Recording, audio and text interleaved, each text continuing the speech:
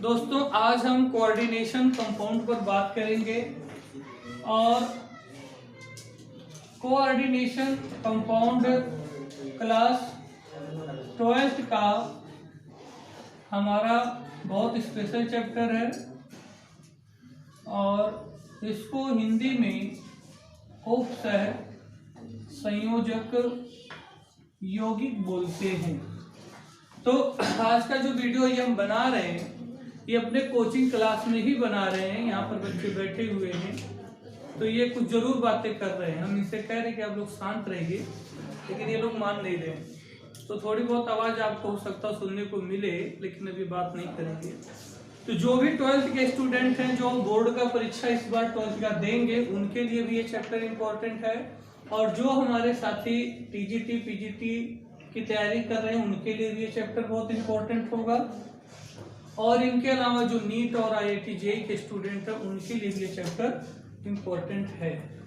तो उपसह संयोजक यौगिक सबसे पहले कब आया, कैसे इसकी बात की गई, कब इसकी जानकारी हुई, कुछ कंपाउंड है हम आपको बता रहे हैं। जैसे KCl plus MgCl2 plus 6H2O, तो ये एक सॉल्ट है, ये भी एक सॉल्ट है और ये भी एक सॉल्ट है। और इनको जब मिलाया गया पोटेशियम क्लोराइड को, मैग्नीशियम क्लोराइड को और जल के 6 अणुओं को जब मिलाया गया तो ये आपका बन गया KCl into MgCl2 into 6H2O। और इसका जो नाम होता है, इसका नाम होता है कार्नेलाइट। तो पोटेशियम क्लोराइड एक सॉल्ट है, मैग्नीशियम क्लोराइड भी एक सॉल्ट है। तो दोनों सॉल्ट के मिलने से जो है इसका नाम दिया गया डबल सॉल्ट। इसका नाम दिया गया डबल सॉल्ट। ये तो हमारा डबल सॉल्ट हो गया, लेकिन इनके अलावा भी 2 प्रकार के साल्ट को मिलाया गया। तो जब इनके 2 प्रकार के साल्ट को मिलाया गया तो उसमें ये देखा गया कि उनके यौगिक किस प्रकार बनते हैं। इसके बाद कुछ, ये तो चैप्टर का नाम लिखा ही था, आप लोग जान गए कौन सा चैप्टर है। इसके बाद एक कंपाउंड है FeCl2 फेरस क्लोराइड और KCN पोटेशियम साइनाइड है और ये फेरस क्लोराइड है। इन दोनों को भी मिलाया गया तो ये भी सॉल्ट है और ये भी सॉल्ट है। जब इन दोनों को मिलाया गया तो FeCN का होल 6 और CN यहाँ 6 है, बैलेंसी के लिए यहाँ 6 लिया गया। तो 4 पोटेशियम आपके 2 4 यहाँ जुड़ गए और 2 पोटेशियम जो है Cl के साथ निकल गए। तो बात यहीं पर स्टार्ट होती है कोऑर्डिनेशन कंपाउंड की। जैसे आपने ऑर्गेनिक में इनऑर्गेनिक में पढ़ा है कि 2 सॉल्ट को मिलाइए, एक ऑर्गेनिक सॉल्ट हो एक इनऑर्गेनिक सॉल्ट हो, या एसिड बेस को मिलाया जाए तो एसिड बेस के मिलाने पर क्या रिएक्शन होता है, या 2 सॉल्ट के मिलाने पर क्या रिएक्शन होता है। तो वहां पर जो कुछ कंफ्यूजन था उनकी बात देखने को मिली यहाँ पर। तो यहाँ पर जैसे पोटेशियम क्लोराइड है और ये हमारा मैग्नीशियम क्लोराइड है, दोनों को जब मिक्स किया गया तो ये जैसे दोनों के थे दोनों ऐसे बिल्कुल जुड़ गए। KCl into MgCl2 into 6H2, यहाँ से प्लस हटा दीजिए, बाकी इंटू सेम ऐसे जुड़ गए। तो ये जो हमारा कौन बना, ये हमारा एक डबल सॉल्ट कहलाया। इसका नाम कार्नेलाइट होता है। इंटर के पेपर में ऑब्जेक्टिव क्वेश्चन में भी पूछ सकता है कि कार्नेलाइट का फार्मूला होता है। तो कार्नेलाइट का फार्मूला होता है तो 4 ऑप्शन आपको दे दिया जाएगा, A B C D। किसी में ये पूरा रहेगा तो ऑप्शन सही हो जाएगा, किसी में हो सकता हो वाटर हटा दिया जाए, किसी में हो सकता हो वाटर की संख्या बढ़ा दिया जाए, या किसी में हो सकता हो KCl की जगह कुछ और दे दिया जाए।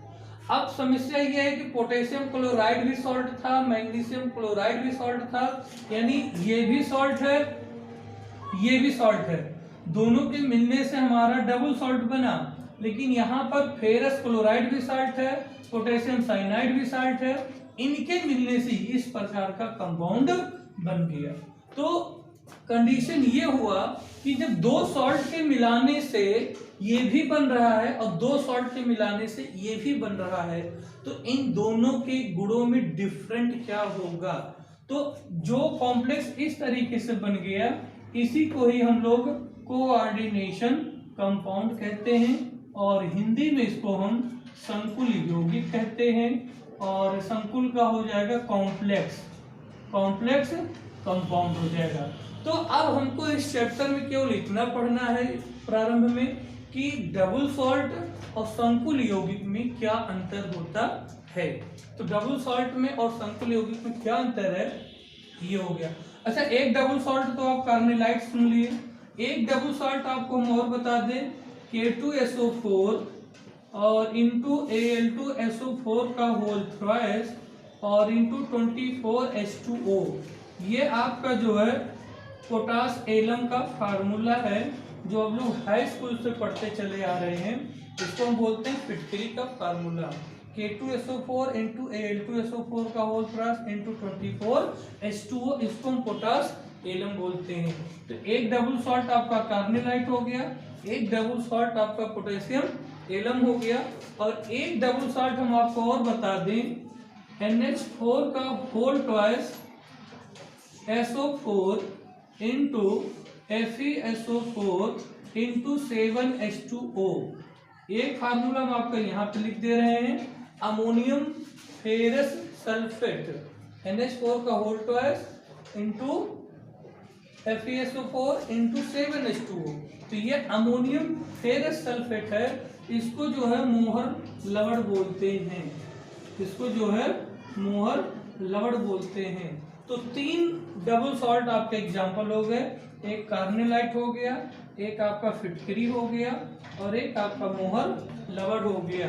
तो डबल सॉल्ट में क्या कहानी है और कोऑर्डिनेशन कंपाउंड में क्या कहानी है। जबकि आपको ध्यान देना है, आप सभी लोगों को ध्यान देना जो क्लास में यहाँ पर बैठे हैं, एक साथ छात्र देख रहे हैं, एक वीडियो में देखेंगे, तो आपको केवल यहाँ पर एक बात ये ध्यान देना है कि जो हमारा कोऑर्डिनेशन कंपाउंड है, इनका भी निर्माण दो प्रकार के सॉल्ट यानी दो सॉल्ट के मिलने से बनता है, और जो डबल सॉल्ट हमारा बन रहा है वो भी दो सॉल्ट के मिलने से ही बनता है। इनका भी फॉर्मेशन होता है अमोनियम सल्फेट को प्लस FeSO4 प्लस 7H2O को मिक्स करके जब आप रिएक्ट करेंगे तो ये पूरा का पूरा एक सॉल्ट बन जाएगा। इसमें भी आप लोग क्लास 10th में भी पढ़े होंगे कि K2SO4 plus Al2SO4 plus 24H2O, फिर तीनों का ऐसे ही पोटास एलम भी आपका बन जाएगा। तो आपको पहली बात तो तीन डबल सॉल्ट के एग्जाम्पल मिल गए।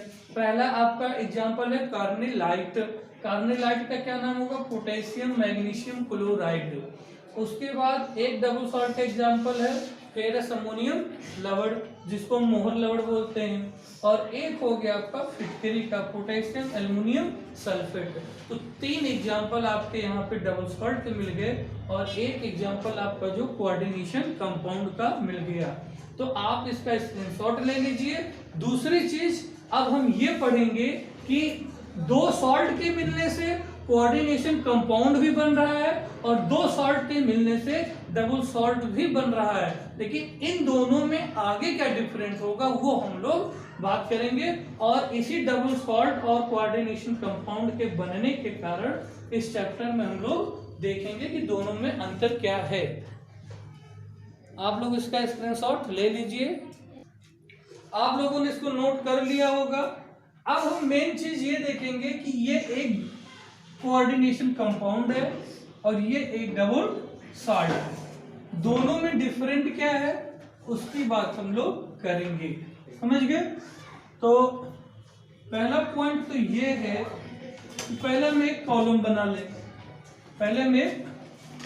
लें, और इसमें दिखाई भी दे रहा है, और एक यहाँ से डिवाइडेशन कर लें, और इस तरफ आपका कोऑर्डिनेशन कंपाउंड है और इस तरफ आपका डबल सॉल्ट है। तो इधर आप एग्जाम्पल KCl का MgCl2 और 6H2O ले लीजिए। क्लियर हो गया। तो पहले तो दोनों जो आपके कंपाउंड हैं, एक तो हमारा ये डबल सॉल्ट है और ये एक हमारा कोऑर्डिनेशन कंपाउंड है। अब इन दोनों में हम लोग डिफरेंट पढ़ेंगे। तो जब डिफरेंट आप पढ़ेंगे तो सबसे पहले इसको वाटर में डिजोल्व कर दीजिए। ये एक क्रिस्टल टाइप का होता है, इसको डिजोल्व कर दीजिए। तो जब इसको आप डिजोल्व करेंगे तो पोटेशियम प्लस में, Cl माइनस में और यहाँ का भी Cl माइनस में, तो 2 Cl यहाँ, एक यहाँ पे, 3 क्लोराइड आपके यहाँ हो जाएंगे और एक Mg+2 हो जाएगा। और वाटर आप दिखाना चाहो तो वाटर आप दिखा सकते हो। और ये जो पूरा सॉल्ट आपका ब्रेक हुआ है वाटर में है, तो यहाँ पे एक्वस आप लिख सकते हो, यहाँ पे आप एक्वस लिख सकते हो। अच्छा, इसका निर्माण कैसे हुआ आपको पता है। KCl और प्लस MgCl2 प्लस 6H2O, फिर डबल सॉल्ट बना। फिर हमने इसको क्या किया, वाटर में डिजोल्व कर दिया। यहाँ लिख दीजिए डिजोल्व। वाटर में जब आप कार्बोनाइट को डिजोल्व किए, कार्बोनाइट एक डबल सॉल्ट है यानी द्विक लवण है। इसकी हिंदी भी आप जान लीजिए, कुछ बच्चे हैं हिंदी मीडियम के तो द्विक लवण बोलते हैं इसको, ठीक है। तो जब कार्बोनाइट को हम डिजोल्व कर दिए वाटर में, तो आपको क्या देखने को मिला कि पोटेशियम प्लस अलग टूट गया, Cl यहाँ से भी टूटा, Cl यहाँ से भी टूटा, फिर दोनों आके यहाँ पे मिल गए। भाई हम भी टूटे हैं, तुम भी टूटे हो, दोनों लोग एक साथ, जैसे होता ना है 2 पीने वालों का अगर साथ हो जाए तो फिर क्या पूछना। तो यहाँ पर मैग्नीशियम +2 भी आपका आ गया और यहाँ पर वाटर हो गया। ये तो डबल सॉल्ट की कहानी हुई, यानी द्विक लवण की कहानी हुई। पोटेशियम क्लोराइड और मैग्नीशियम क्लोराइड और 6H2O के मिलने से जो डबल सॉल्ट बना था, उनको जैसे वाटर मिला खटाक से सब टूट गए आयन में। ये आयन में टूट गए, पोटेशियम अलग, Cl अलग और मैग्नीशियम अलग। यहाँ क्या कहानी होगी, अगर इनको हम वाटर में डिजोल्व कर दें, अगर इनको वाटर में डिजोल्व करें तो क्या होगा, ये जो पोटेशियम बाहर से है, ये 4 पोटेशियम बाहर हो जाएंगे और इसके बाद FeCN6। पोटेशियम हमेशा प्लस चार्ज में रहता है, आपको पता है। तो पोटेशियम जो प्लस में निकलेगा तो कितने प्लस हुए, 4। पोटेशियम के ऊपर 1 प्लस और टोटल कितने प्लस, 4। तो जब 4 प्लस निकलेंगे तो यहाँ पे 4 माइनस लगेगा। यहाँ पर कितना लगेगा, 4 माइनस। ये जो ब्रैकेट है ना, इस ब्रैकेट का बहुत लंबा खेल है। इस ब्रैकेट के अंदर जो एक बार आ गया वो बाहर नहीं निकलेगा, लेकिन ये जो बाहर है K4 ये आपका टूटा, लेकिन ये अंदर का नहीं टूटा। यही आपका मेन पॉइंट है जो इस चैप्टर में आपको पढ़ना है। तो आपने क्या देखा कि डबल सॉल्ट में पोटेशियम क्लोराइड, मैग्नीशियम क्लोराइड और वाटर के मिलने से जो ये डबल सॉल्ट हमारा रेडी हुआ था, इसको जब हमने वाटर में डिजोल्व कर दिया, तो आपने वाटर में डिजोल्व करने पर क्या देखा, पोटेशियम प्लस हो गया, Cl माइनस हो गया, Mg प्लस हो गया, सब कुछ ताश नाश हो गया। यानी जैसे उजड़ा चमन दिखता है वैसे बिल्कुल सब के सब टूट गए। मैग्नीशियम अलग, पोटेशियम अलग, क्लोराइड अलग हो गए। लेकिन कॉम्प्लेक्स में क्या देखने को मिल रहा है, जो बाहर थे, जैसे आंधी तूफान जब आता है तो जो चीजें बाहर रहती हैं वो उड़ जाती हैं और जो चीजें घर में रख ली जाती हैं वो चीजें सेव हो जाती हैं, बच जाती हैं। जैसे आंधी तूफान में अगर आपके कपड़े बाहर सूख रहे हो तो चिमटी भले लगी हो तब भी उजड़ के दूसरे की छत पे चली जाएगी। यहाँ पर जब डिजोल्व हुआ तो जो बाहर हमारा आयन था पोटेशियम प्लस के रूप में बाहर हुआ और ये जो कॉम्प्लेक्स था ये आपका सेफ रह गया। और यहाँ प्लस चार्ज है तो यहाँ पर माइनस चार्ज है। ये हमारा डिजोल्व नहीं हुआ, यानी कि ये जल में विलेय नहीं है और ये जल में विलेय है। इसको लिखते हैं कि ये आयनित नहीं होते हैं और इसमें लिख देंगे ये आयनित होते हैं। ये आयनित होते हैं और ये आयनित नहीं होते हैं। ये तो बहुत बड़ा डिफरेंट हो गया। लेकिन एक डिफरेंट हम आपको और बता रहे हैं, ये तो द्विप्लवण हो गया, सबको पता हो गया, किसी से क्या छुपाना। और यहाँ KCl MgCl2 और 6H2O के मिलने से डबल सॉल्ट हमारा बना था। अब आप यहाँ पर एक पॉइंट देखेंगे, यहाँ Cl-1 पोटेशियम +1 मैग्नीशियम +2 और Cl-1, जो चीज यहाँ था वही चीज यहाँ भी देखने को मिल रहा है और टूटने के बाद भी वही चीज मिल रहा है। यानी जब ये अलग अलग लवण के रूप में थे तो भी इनकी संयोजकता या ऑक्सीकरण अवस्था वही है, और जब ये डबल सॉल्ट में आ गए तो भी इनकी ऑक्सीकरण अवस्था और संयोजकता वही है और टूटने के बाद भी वही है। लेकिन कोऑर्डिनेशन कंपाउंड में दो प्रकार की बैलेंसी होती है और वो दोनों प्रकार की बैलेंसी को अभी हम बताएंगे। यहाँ पर इसको फिर से एक्सप्लेन करना पड़ेगा, बनाना पड़ेगा। तो यहाँ पर इसको आप नोट कर लीजिए, और नोट करने के बाद मेन चीज कोऑर्डिनेशन कंपाउंड हमारा आयनित नहीं होता है और डबल सॉल्ट हमारा जो आयनित हो जाता है। ये पूरे तरीके से टूट जाते हैं और ये पूरे तरीके से नहीं टूटते हैं। इसमें इसके जो गुण है वो हम लोग स्पेशली पढ़ेंगे। और डबल सॉल्ट की कहानी यहीं पर खत्म हो जाती है कि दो लवण के मिलने से एक डबल सॉल्ट बनता है, लेकिन जब इनको जल में घोला जाता है तो ये पूर्ण रूप से आयनित हो जाते हैं, और ये जो है आयनित नहीं होते हैं। ये आपका डबल सॉल्ट हो गया। और अब हम स्पेशली कोऑर्डिनेशन कंपाउंड यहाँ से आगे स्टार्ट करेंगे। इसका स्क्रीनशॉट आप लोग ले लीजिए। तो आप लोग डबल सॉल्ट में डिफरेंट देख लिए हैं और अब हम देखेंगे कोऑर्डिनेशन कंपाउंड में। तो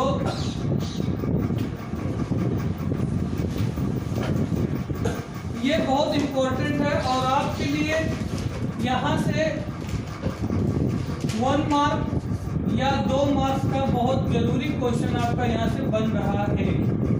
देखिए, सबसे पहले हमने FeCl2 लिया, फेरस क्लोराइड लिया।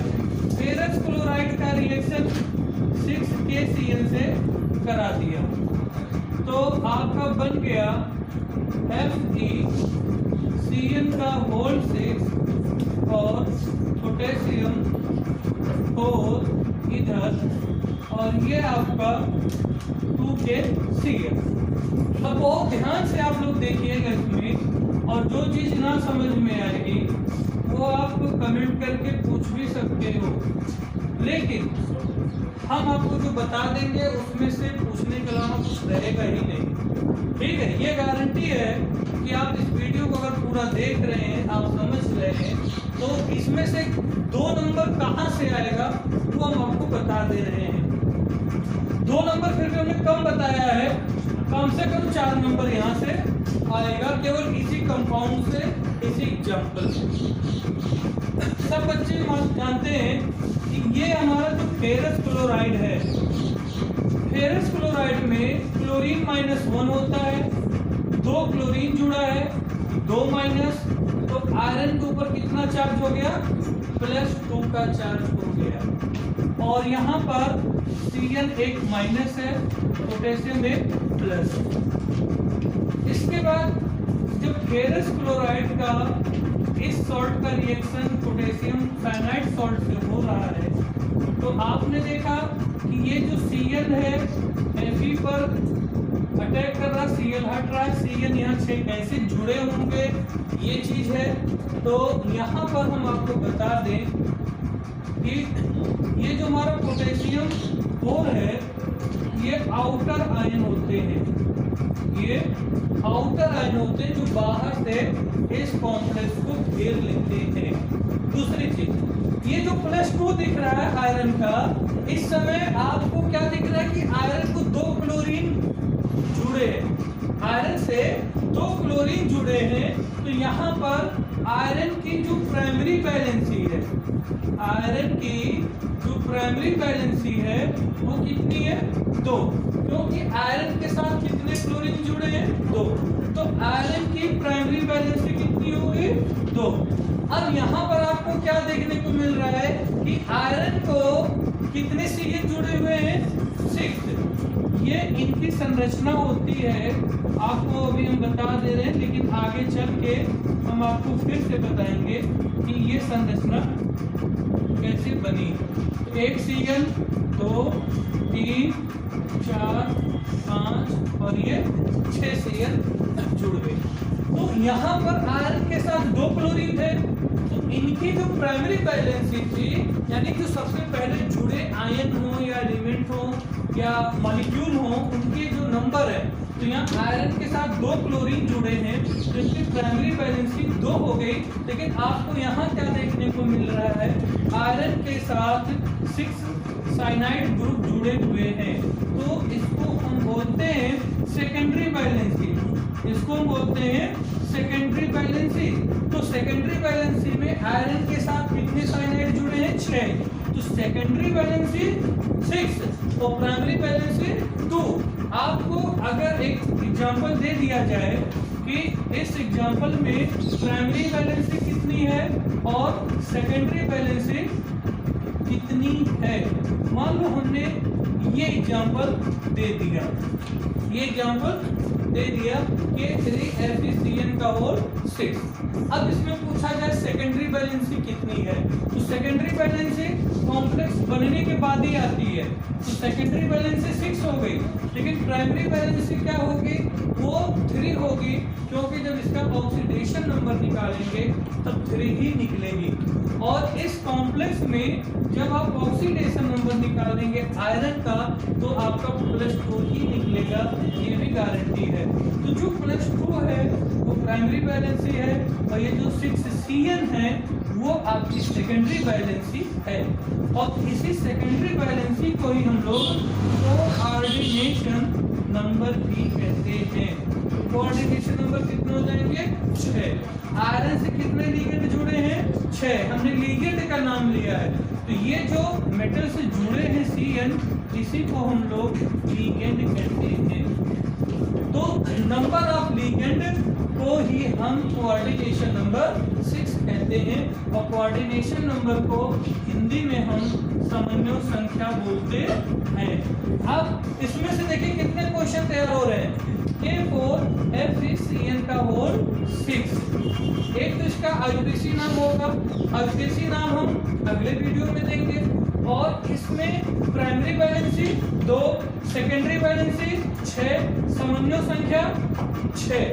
अब 2 चीज और हम बताएंगे।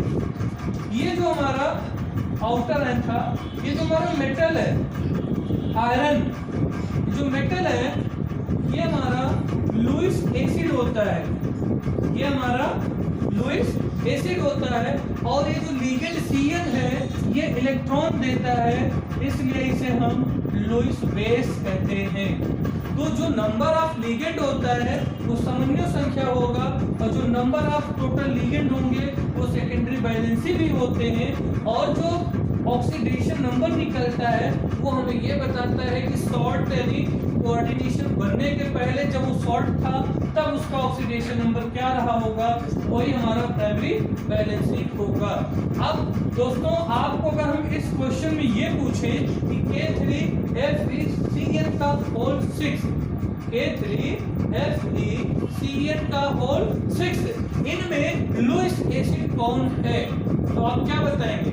लुईस एसिड हमेशा एक्सेप्ट ऑफ इलेक्ट्रॉन होता है, जो इलेक्ट्रॉन को एक्सेप्ट करता है। तो ये जो साइनाइड है ये अपना इलेक्ट्रॉन Fe को देता है। सभी साइनाइड Fe को इलेक्ट्रॉन देते हैं। तो जो इलेक्ट्रॉन लेते हैं वे एसिड होते हैं, और जो इलेक्ट्रॉन देते हैं वे बेस होते हैं। तो इस एग्जांपल में अगर देखा जाए लुईस बेस कौन है, साइनाइड। लुईस एसिड कौन है, Fe। कोऑर्डिनेशन नंबर कितना है, 6। सेकेंडरी वैलेंसी 6, प्राइमरी वैलेंसी इसका 3 निकलेगा, और इसका प्राइमरी वैलेंसी जो है 2 निकलेगा। ठीक है। इसके बाद जब आप इसको डिजॉल्व करेंगे वाटर में या किसी भी सॉल्यूशन में अगर डिजॉल्व करेंगे तो जो प्राइमरी वैलेंसी है वो टूट जाएगा और सेकेंडरी वैलेंसी है वो नहीं टूटता है।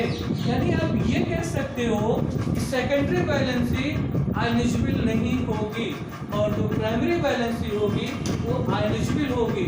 यानी प्राइमरी वैलेंसी ब्रेक हो जाएगी लेकिन सेकेंडरी वैलेंसी कभी भी ब्रेक नहीं होगी। ये एक कोऑर्डिनेशन कंपाउंड का जो निर्माण हुआ है, कोऑर्डिनेशन कंपाउंड में लुईस एसिड कौन है, लुईस बेस कौन है, प्राइमरी वैलेंसी कहाँ से देखते हैं, सेकेंडरी वैलेंसी कहाँ से देखते हैं और लिगेंड कौन से होते हैं। और ये जो हमारा मेटल है इस मेटल को हम CMA बोलते हैं, CMA यानी सेंट्रल मेटल एटम। तो ये सेंट्रल मेटल आयन भी हो सकता है और मेटल भी हो सकता है। तो एक कोऑर्डिनेशन कंपाउंड से आपको क्या क्या देखने को मिल गया, एक कोऑर्डिनेशन कंपाउंड में लुईस एसिड कौन, लुईस बेस कौन, लिगेंड कौन, सेंट्रल मेटल कौन और प्राइमरी वैलेंसी कौन, सेकेंडरी वैलेंसी कौन, समन्वय वैलेंसी कौन। अच्छा, आपसे अगर ये पूछा जाए कि कौन सा आयनिजेबल होता है, प्राइमरी वैलेंसी या सेकेंडरी वैलेंसी, तो सेकेंडरी वैलेंसी आपकी नहीं आयनित होगी लेकिन प्राइमरी वैलेंसी आपकी आयनित हो जाएगी। तो इसको आप पूरा नोट कर लीजिए और नोट करने के बाद एक प्रश्न है उसमें आप लोग हमको कमेंट करके उसका आंसर जरूर बताइए। पहले तो आप इसका स्क्रीनशॉट ले लीजिए। तो इस प्रकार से आपने देखा कि एक कोऑर्डिनेशन कंपाउंड में लुईस एसिड क्या है और लुईस बेस क्या है, प्राइमरी वैलेंसी क्या है, सेकेंडरी वैलेंसी क्या है और कोऑर्डिनेशन नंबर क्या है। तो आज का एक प्रश्न है वो हम आपको दे रहे हैं, आप लोग प्रश्न को जरूर करिएगा और हमें कमेंट करके बताइएगा। तो COH2O का होल 6 + 3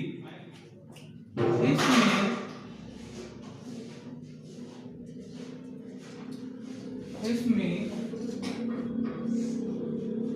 सेकेंडरी वैलेंसी है COH2O का होल 6 ऊपर 3 प्लस इसमें सेकेंडरी वैलेंसी है। इसके 4 ऑप्शन है A B C D। पहले में है 2 4 6 और 3। तो ये आपका प्रश्न है कि COH2O का होल 6 ऊपर 3 प्लस इसमें सेकेंडरी वैलेंसी है तो कौन सा ऑप्शन सही होगा, 2 4 6 या 3। तो इसका आंसर आप हमें कमेंट में जरूर बताइए। और ये प्रश्न नंबर 1 है। जब आप बताइए तो आप जरूर हमें कमेंट में बता दीजिए कि जो है प्रश्न नंबर 1 का आंसर क्या होगा। तो इस प्रश्न को आप अच्छे से देख लीजिए और इसका आंसर हमें कमेंट करके जरूर बताइए। फिर इसके बाद हम आपको एक दूसरा प्रश्न देंगे। दूसरा प्रश्न ये है कि दूसरा प्रश्न आपका ये है कि जिंक H2O का होल 6 और 2 प्लस में लुईस क्षार है। लुईस क्षार का मतलब इंग्लिश में लुईस बेस। तो लुईस क्षार का काम कौन करेगा, लुईस क्षार का काम कौन करेगा।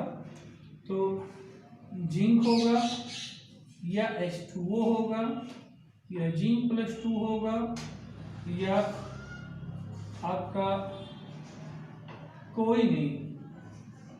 तो इसमें से कौन सा ऑप्शन सही होगा। इसमें आपके जो प्रश्न है इसमें 4 प्रश्न ऑप्शन है। आपकी जिंक H2O का होल 6 ऊपर 2 प्लस में लुईस क्षार है या लुईस बेस। तो इसमें कौन सा ऑप्शन सही होगा। तो जो ऑप्शन सही हो वो आप हमें कमेंट करके जरूर बताइए। ये आपका दूसरा प्रश्न है। और इसके बाद इसके बाद जो है आपको हम तीसरा प्रश्न दे रहे हैं। तो जो तीसरा प्रश्न है, तीसरा प्रश्न आपके लिए ये बनेगा कि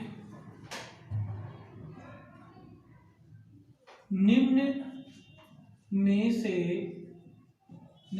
से उप सह संयोजक यौगिक है। निम्न में से उप सह संयोजक यौगिक है। तो ये प्रश्न नंबर आपका हो गया 3।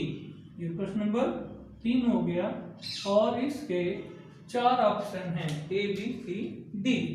तो पहला ऑप्शन है KCl into MgCl2 into 6H2O और दूसरा है K2SO4 इंटू Al2SO4 का whole plus into 24H2O 24H2O। और तीसरा एग्जाम्पल है NH4 का whole plus SO4 into FeSO4 into 7H2O। और चौथा ऑप्शन ये है कि K3FeCN का होल 6। तो निम्न में से कौन सा उपसह संयोजक यौगिक है? तो यहाँ पर आपके 4 ऑप्शन है, तो कौन सा आपका सही होगा इसका आप हमें कमेंट करके जरूर बताइए।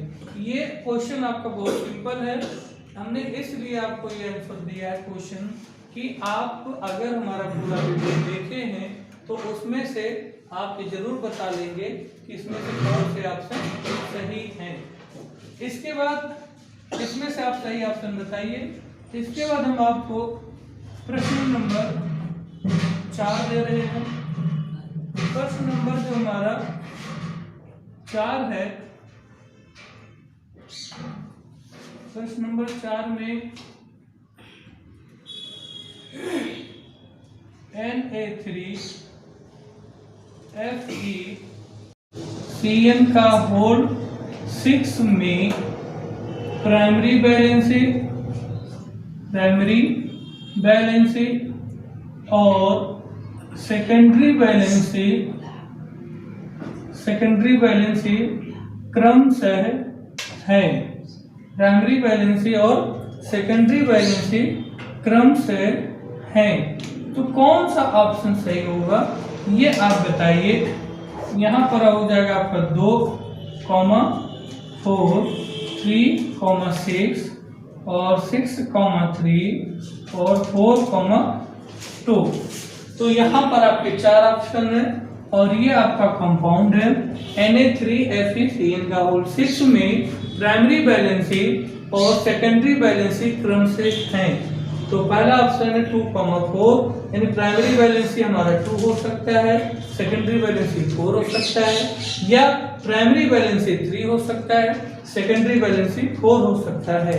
तो ये 4 प्रश्न हम आपको इसलिए दे रहे हैं क्योंकि जो आज का हमारा टॉपिक है ये इसी पर डिपेंड है। तो आप पूरा वीडियो जरूर देखे होंगे और देखने के बाद इन 4 प्रश्नों के जो आंसर हैं वो आप हमें कमेंट करके जरूर बताइए। और यदि आपको ये वीडियो अच्छा लगा हो तो आप इस वीडियो को अपने दोस्तों में भी शेयर करें, क्योंकि जो बोर्ड की परीक्षा है उसकी तैयारी आपकी अच्छी हो सके। और जो कोऑर्डिनेशन का जो IPC नॉमेनक्लेचर होता है वो हम आपको सेकंड पार्ट में